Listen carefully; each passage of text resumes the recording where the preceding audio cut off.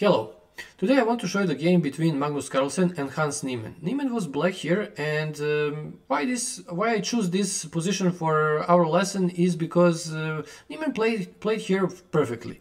So first thing, what everyone who understands chess knows that we need to recognize the weakness first. And of course we can recognize here the weakness must be on d3 because this pawn is on open file and there is no pawns who can defend him. So practically if we put white under pressure, probably he will be forced to be passive and to defend that pawn as much as he can. Of course, it's not only about that pawn, because white can defend him, and then we will be in trouble because we don't know how to increase attack. So that is why I put this lesson, and stay with me, you will find out some really nice things. Okay, so first move here, what black played here is h6. Why h6? We have a problem with the king, so we need to solve the problem with the king, to move the king from the last rank, and also to increase attack with our heavy pieces. Not only because of that, but we will see. So h6, bishop f4, and then g5. With g5 we also open some space for our queen, so she can help us in attack on that pawn on d3. But we need to be careful, because after bishop g3 we need to put some heavy pieces on d file, because we want to avoid from white to play d4, because if we stop him to play d4, then the pawn on d3 will be weakness. But if we not stop him, I mean if he change his position, then of course the pawn is not anymore weak pawn and we can't probably attack him anymore. So rook d8, h3, king g8. Okay, now we want to move the king from that bad place. And after that, a3, b4. Of course, Magnus knew that he can't just wait, he needs to do something, and he wants to open some second front on the queen side and to try to keep black busy on that side. Probably it's not a smart idea from black to take, because on that way he will open d file, or a file, sorry. So that means that we should probably wait white to do anything, everything what he wants to do on the queen side, but still, as long we are not doing there anything to open position, probably we are on good position that we can continue to attack his pawn on d3, which is our priority here, main target for us. Okay, so rook d7, of course we know why, we want to double our heavy pieces. B takes, B takes. Okay, now the queen is on b3. Magnus probably played that move because he wants to open some space for the rook, so the rook can defend that pawn. After that we double heavy pieces, he played rook d1 and then queen g6. Everything was so logical from both sides. We can say that black played totally normal moves. He just solved the problem with the king, he puts everything on some logical squares. But now the problem will start from black, how to continue this position, how to play, how to increase attack, anything that will provide some material advantage here for black. So what we need to do? This is the question for you, and try to solve that problem.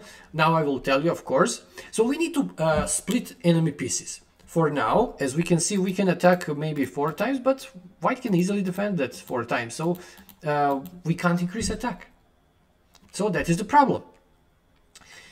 And what we can see here is that white is passive. White put his pieces on his side, and he's not attacking anything. He's just defending his pawn, who is really vulnerable. But we can't attack more on what we have here. So we have a problem, how to increase attack. So the best solution for us is, or the best answer here is, that we should open second front on the side where we have more chance for success. So that means that we should try to split enemy pieces on 2 sides, or to keep him busy on some side, and we can take some material on the other side. On this case, of course, h5 is so logical decision, because we want to open king side. Now we're interesting to open the king side. So important thing in chess. So when you can't see anymore that you can increase attack on that weakness, that means that you can't take advantage of that position, because your opponent can successfully defend his position. So you need to do something new. I mean, you need to open second front. Okay, with h5 we can do that, knight f3. Now white sacrificed the pawn on d3. We can capture him, but then the pawn on g5 is hanging, so we are not interested about that trade. So h4 first, and after bishop h2, now someone needs to protect the pawn on h4 because we are really interesting to push the pawn on g4, and then on that way we will open position. For that we need one hidden move. If you won't take a pause, try to find out how you can defend that pawn on h4, because this is so important for us because we want to play g4. And that is the move e6. Niemann found some really nice idea, a really nice maneuver here with the bishop. So bishop f8, bishop e7, and we will protect that pawn on h4. Okay, then queen c3. Now Magnus realized that he needs to do something. So the queen on c3, probably queen a5 in the future. He wants to attack some weakness in black position. Bishop f8, and then knight e1. After knight e1, we don't need any more bishop e7, of course. Nobody is attacking our pawn on h4, and we can push the pawn. Everything is so logical here. From both sides, white is a really difficult situation because he's not able to be active. And without activity, you can't threat anything. So white is practically forced to be passive here because of his weakness on d3. That is why black should open second front and to try to be more active here. So g4, h takes on g4, of course we should capture that pawn, and then after f3 we should return our bishop on f5. And as you can see, this pawn is not on the best place because the knight can't go there anymore, so f4. But now, of course, the bishop on h2 will suffer because of that. He's really like pawn or nothing else. I don't see any deep idea with that bishop what he can do in the future. Only to defend some pawns, but it's not good, of course. He's passive. Bishop h6. Now we are interested about queen g4. Queen g4, we will attack the rook, and that will be double threat. So really nice idea from Niemann. Then of course white tried to be here active. So queen a5, he wants to attack something, but we are faster because our pieces are working together.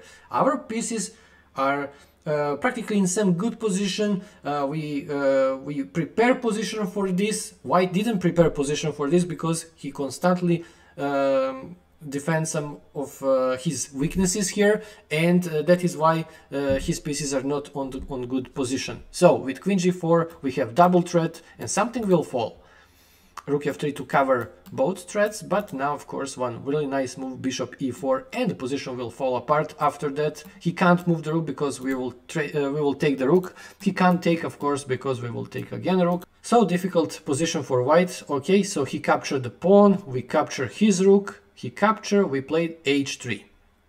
Of course, we are interested to weak his king as more as we can. Of course, with h3. Why h3 is so good move? We can take the pawn on d3, but Niemann think about enemy activity. So the queen is now active. And after h3, white is forced to move the queen on some passive square. So nothing is on our side. There is no pieces from white side on our side. So this is good thing for us, because then we don't need to think about enemy activity or some surprising ideas what he can do on our side to cause some damage in our position. So queen f2, and now we are really safe and we can continue to play active moves like rook d3. We capture, we exchange the rooks, and after knight e1 we capture one more pawn, why not? And then queen b2, rook e3. And after king f2, we just simply capture the pawn, and the king is so exposed to attack. We can trade here, so Magnus decided here to resign. This is so effective game. Nothing special black didn't play, but he recognized where is the weakness, and he didn't lose the time for unnecessary things. Really important thing in chess. So he recognized, he played on that weakness. And there is two important moments in the game. h6, when he played h6, and the next important moment when he played h5. Why? First, with h6 he solved the problem with the king. He escaped with the king, but also he created some space for the queen. So practically everything was in good position to attack the pawn on d3. And then h5, because with that move we want to open second front and then to crush our opponent, because we will split his pieces on two sides. White won't be able to defend everything. Please subscribe if you like, and see you in the next video. Bye bye.